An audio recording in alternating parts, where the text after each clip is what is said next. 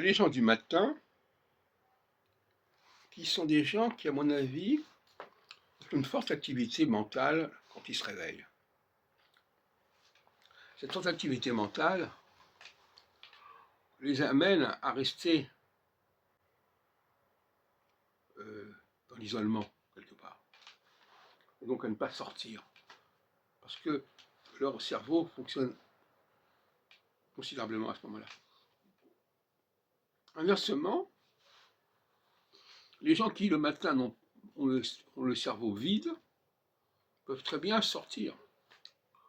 Ils n'ont pas de raison de rester. Et en plus, ils ont besoin de compagnie puisqu'ils sont vides.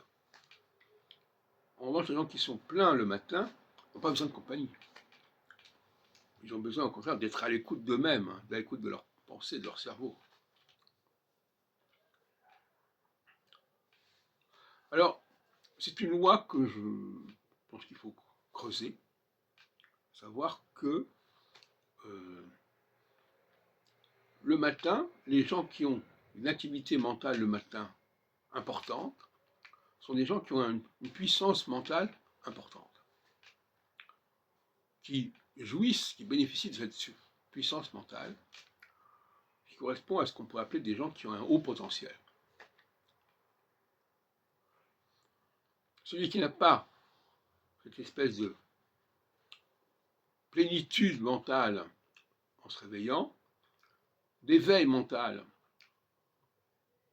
du cogito, eh bien, c'est quelqu'un qui n'est pas au top, qui est médiocre. Il faut être capable de capter les énergies qui vont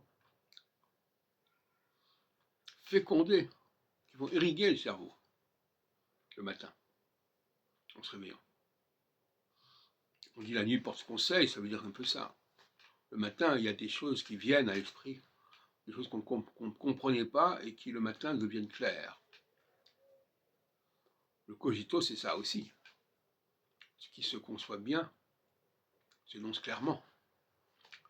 Et la clarté de la pensée est une vertu matinale.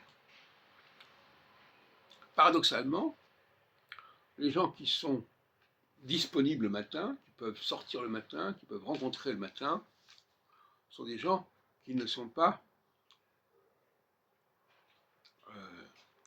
dotés de cette manne intellectuelle matinale. Et c'est un handicap pour eux.